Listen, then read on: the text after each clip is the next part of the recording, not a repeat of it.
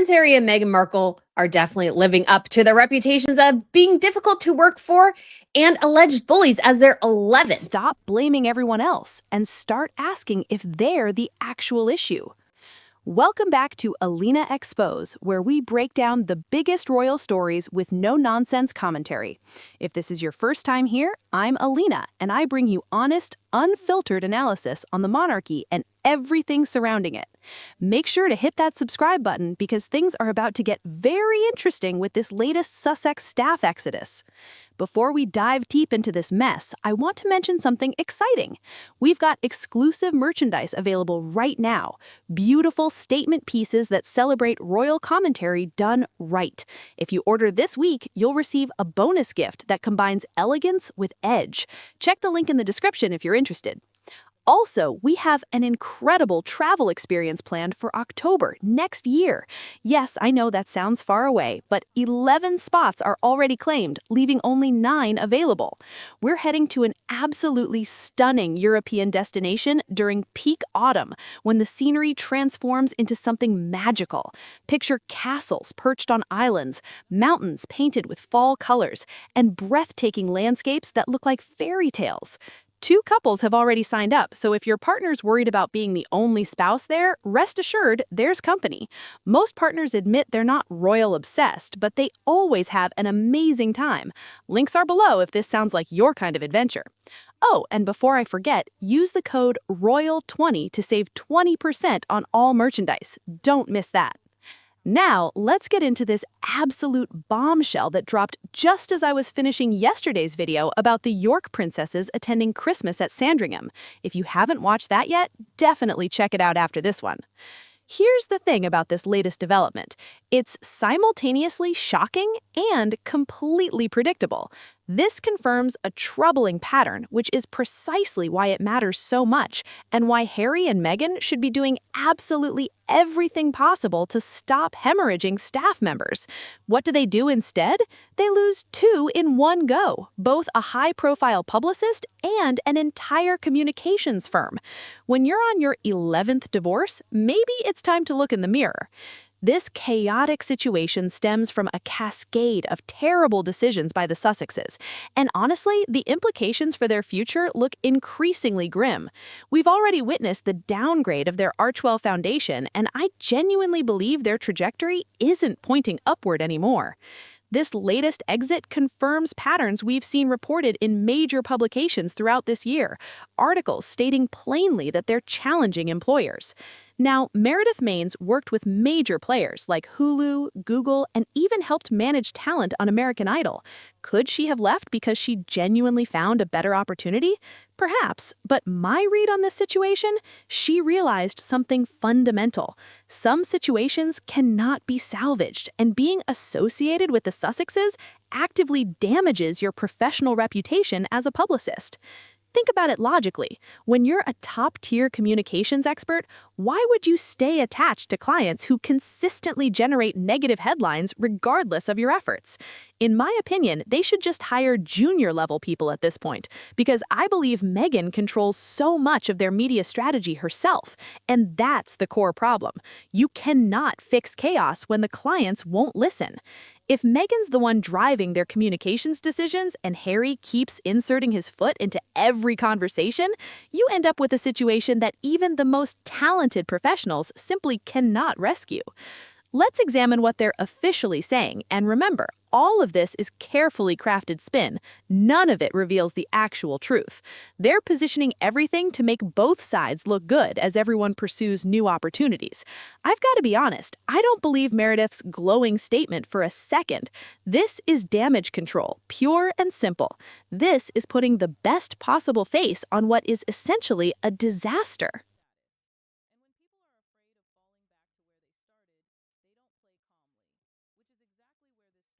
Reasons that after inspiring work with the couple and their foundation, she'll be pursuing new opportunities. She doesn't specify where she's going. Do I believe she genuinely found the work inspiring? Absolutely not. But that's precisely the kind of language that appeals to Meghan's ego. She praised the beautiful 5 years of Archewell. Not impactful, notice, just beautiful. Those are hollow words. She expressed gratitude and respect for the couple and the good work they're doing globally. Again, I think that's complete nonsense. I don't think she cares for them personally. Most people who work with them don't. But here's the game you have to play. You cannot appear to be the bitter ex-employee. Future employers will worry you'll turn on them with the same scorched earth approach. So you perform this delicate dance of positive spin. But will we get subtle reports eventually? Will there be another exposé about how terrible the working environment is behind Sussex doors? Probably. Most likely. Because this is a consistent, repeating problem. I imagine once you escape that chaos and start working in a normal environment again, you gain perspective on exactly how dysfunctional things were. Then you want to share that truth even more, because suddenly you're working for reasonable people and you think, oh, this is how functional professionals operate. The Sussexes also parted ways with their US-based communications firm after merely 7 months. 7 months! This company literally pitches itself as an organization that challenges conventions, very on brand for Harry and Meghan's whole vibe. When you're cycling through this much representation, and Meghan's entire strategy at this point involves pushing herself through publicity without actually accomplishing tangible things, I can imagine she gets frustrated and angry with her communications team when certain outcomes don't materialize. But here's what somebody needs to tell her. You actually have to work and achieve results. You cannot just talk endlessly about how amazing your business is when it's barely operational and not generating meaningful revenue. You have to have genuine success first, then people will care about hearing you discuss it. You can't publicize a product that doesn't exist. That's called advertising a mirage. Meghan simultaneously wants to discuss everything constantly and positions herself as an expert, yet she sounds completely clueless when discussing business fundamentals, and it comes across terribly. Everything about their brand has become toxic and negative through an accumulation of poor decisions spanning years, nearly a decade now of what I consider deeply foolish choices by both Harry and Meghan. These are issues they could have addressed years ago. They didn't. Now they're stuck in this cycle where they keep churning through staff because people reach a point where they've helped as much as they possibly can, and the clients need to help themselves. But Meghan and Harry refuse to do that. They don't want to hear no, they don't want to be told they're making mistakes, they don't want criticism. If you can't help them under those conditions, there's literally nothing else you can do as a professional. Some situations are beyond repair. A spokesperson for Archwell stated that both Meredith and the communications firm concluded their work with the foundation, which makes it sound like they were contractors rather than actual employees. The Duke and Duchess expressed gratitude for contributions and wished them well. Honestly, Meredith gave the Sussexes a better statement than they gave her. Wishing them well comes across as dismissive. Yeah, thanks, but goodbye. She's a high-powered professional with an impressive resume, and they treated her exit like an afterthought. Not smart, but the Sussexes aren't strategic thinkers. According to industry sources quoted in publications, I'm paraphrasing for legal reasons, there were raised eyebrows when this publicist and firm were retained, given their heavy tech and venture capital backgrounds. That experience differed significantly from the communications work typically associated with Harry and Meghan. Another source described her as deeply strategic, handling everything from streaming projects to philanthropic initiatives. Coming from top venture capital environments and juggling high-stakes projects across multiple industries brings valuable experience. She's beloved throughout the industry, never complains, never speaks negatively, and genuinely enjoyed working with the Sussexes. Again, I believe that's false. I don't think she enjoyed it. Why? Because nothing goes well when you work for Harry and Meghan. Nothing. Everything has been a disaster. Meghan's cooking show flopped, her lifestyle brand closed its physical operations. So many initiatives have collapsed this year.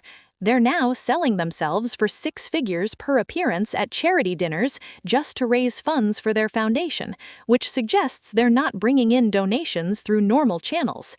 Then there's Harry's legal battles and his paid speaking circuit, where he collects large fees because apparently the man has nothing meaningful to occupy his time.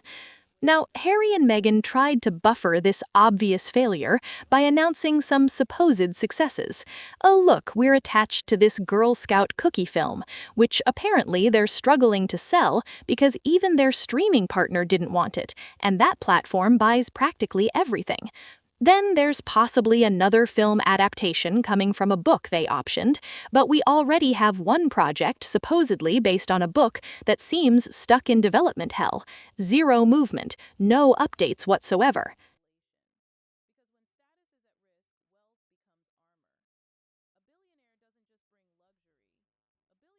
So, what does all this mean?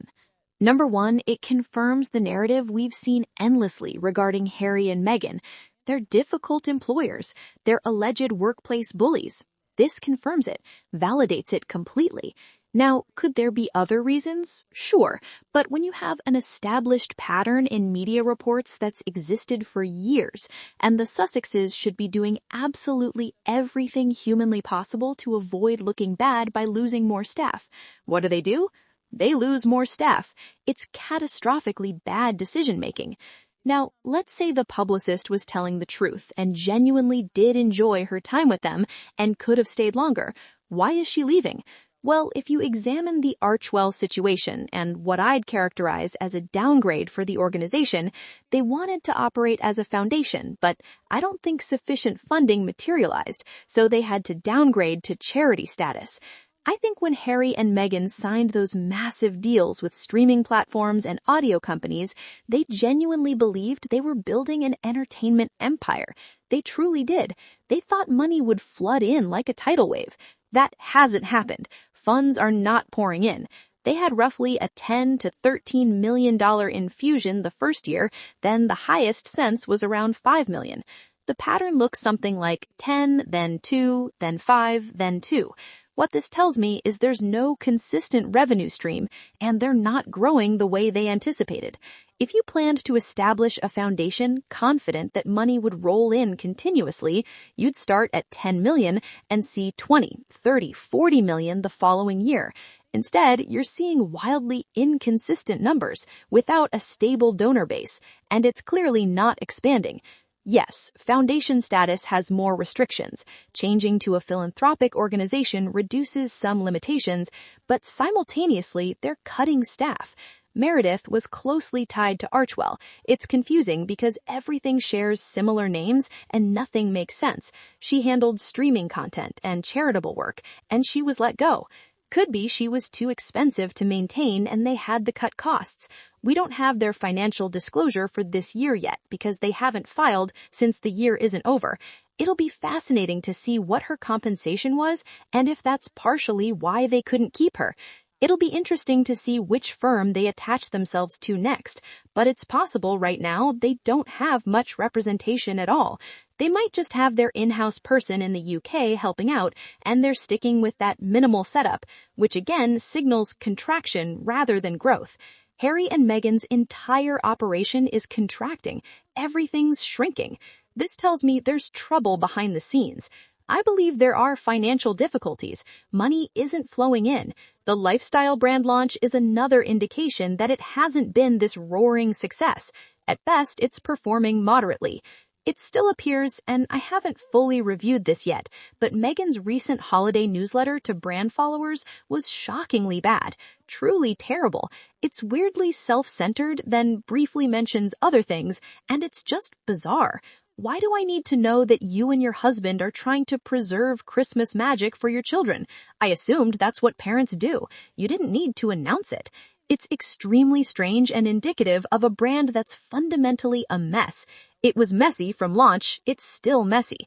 I think it's pulling moderate numbers. Not exceptional, not bottom feeder, but definitely not the explosive success Meghan anticipated. She thought she'd emerge immediately as the next Martha Stewart. Her ego inflated dramatically from the massive sellouts during the first couple of product launches, but she had very limited inventory, so it looked impressive. Now that she's fulfilling orders regularly and things are stabilizing, products aren't moving as quickly, and I don't think they're maintaining strong customer retention. Time will tell, but we haven't seen glowing reports from major publications anymore. You know, those articles celebrating sellouts and stock increases. We haven't had those types of pieces recently. When they run out of achievements to brag about, they stop running to media outlets because there's nothing positive to say. It's just existing, limping along. She has her loyal fans, certainly, but she could have built a massive, successful brand. Everything circles back to one fundamental reality. Yes, the Sussexes are contracting. Yes, I believe they're facing financial pressures. Yes, things are changing behind the scenes. But what has been their most consistent problem? It's themselves. Newsflash to Harry and Meghan, they are their biggest obstacles.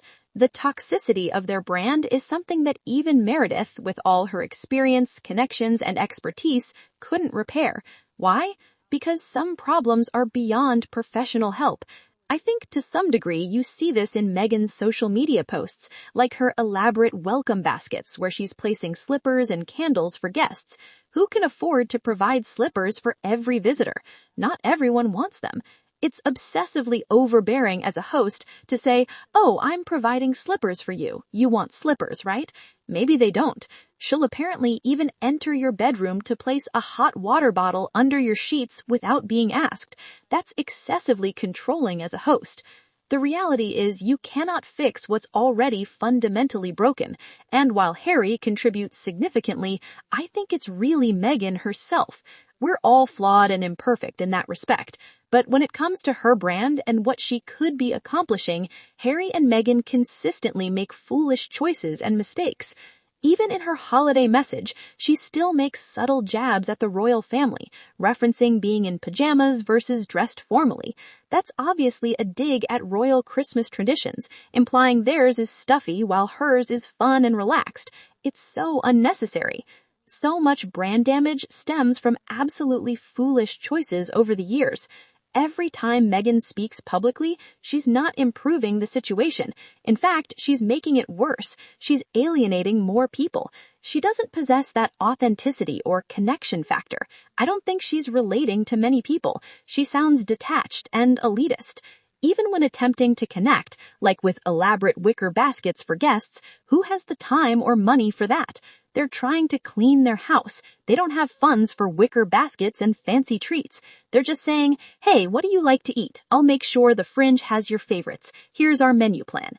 I've watched my mother host extended relatives for decades, doing tremendous amounts for them, and she'd be infinitely better at teaching hospitality skills. But Meghan doesn't regularly host people in authentic ways. People see the disconnect between what she's selling and who she actually is.